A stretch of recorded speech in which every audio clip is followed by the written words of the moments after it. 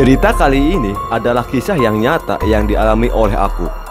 Aku sejak kecil tinggal dalam rumah yang terbilang sudah cukup tua. Rumah tersebut bukanlah rumah ayah dan ibuku. Hanya saja ayahku adalah orang kepercayaan si pemilik rumah, sehingga si pemilik mengizinkan kami tinggal dan menetap. Aku dan keluarga tidak diminta untuk membayar sewa. Hanya kami diminta untuk merawat rumah dengan baik seperti rumah sendiri. Tentu saja aku dan keluarga merawatnya dengan baik karena sebaiknya si pemilik rumah kepada kami sangatlah banyak. Awalnya tidak ada yang aneh pada rumah kami tinggali. Seperti rumah lain, banyak rutinitas yang banyak dilakukan di sini. Saking luasnya dalam rumah, kadang aku juga bermain sepeda di dalam rumah. Baru jika aku merasa bosan, aku akan bermain bersama teman-teman di luar rumah.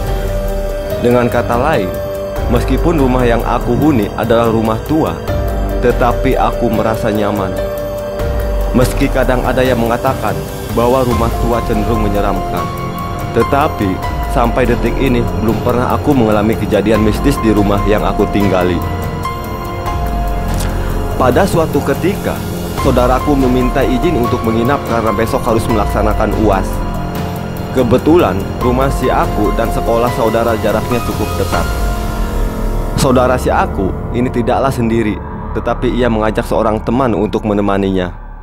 Yang namanya saudara mau menginap, sudah pasti ayah dan ibu si aku langsung mengizinkannya. Apalagi dengan alasan supaya tidak telat ketika masuk sekolah. Pada malam harinya, ayah dan ibu pergi untuk menghadiri suatu acara. Kebetulan aku pun juga ikut serta. Di rumah hanyalah tinggal si saudara dengan temannya. Awalnya keadaan rumah biasa-biasa saja dan tidak ada yang menakutkan. Meski di rumah hanya berdua, si saudara dan temannya tidak memiliki rasa takut sedikit pun. Sehingga akhirnya pada tengah malam, si saudara mendengarkan suara keran menyala. Padahal ia juga tahu dari tadi tidak ada orang yang memakai kamar mandi.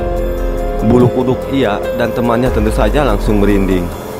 Keduanya saling lempar-melempar siapa yang akan melihat dan apa di kamar mandi. Apakah orang atau keran kamar mandi yang semula mati kini sudah mulai hidup?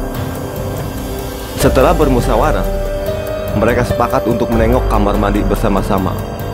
Dan benar, tidak ada siapapun di kamar mandi. Kerannya akhirnya dimatikan.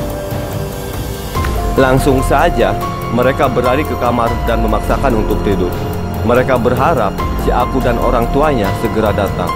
Namun lagi-lagi keran kembali menyala. Tentu saja hal tersebut membuat keduanya tidak dapat memejamkan mata. Hingga pada akhirnya mereka langsung berpamitan dan tidak akan menginap lagi. Si aku pun terheran-heran, mengapa saudara tidak lagi akan menginap di rumahnya? Apakah ada yang salah? Tetapi si aku berusaha untuk tidak menanyakan pada si saudara sampai nanti si saudara mau menceritakan sendiri apa yang dialaminya semalam. Dan kejadian mistis kembali muncul, kejadian yang dialami saudara si aku. Sang ayah yang kebetulan suka bersih-bersih rumah memutuskan untuk membersihkan sumur yang ada di rumah. Sumur tersebut sudah tua dan sudah ditutup. Tadinya sang ibu sudah memperingatkan, tetapi si ayah tetap saja tak mendengarkan. Benar saja, ketika si ayah sudah selesai membersihkan sumur, tiba-tiba si ayah langsung berguling-guling di tanah.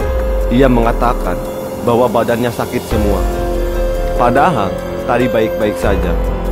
Saking bingungnya, sang ibu menyuruh si aku memanggilnya saudara yang kebetulan dekat rumahnya dengan si aku. Si saudara datang bersama Pak Ustadz. Pak Ustadz mengatakan bahwa si penunggu rumah mereka terusik karena si ayah membersihkannya tadi. Setelah kejadian itu, aku dan orang tua akhirnya lebih berhati-hati lagi dan waspada agar kejadian mistis dalam rumah tua tak kembali terulang.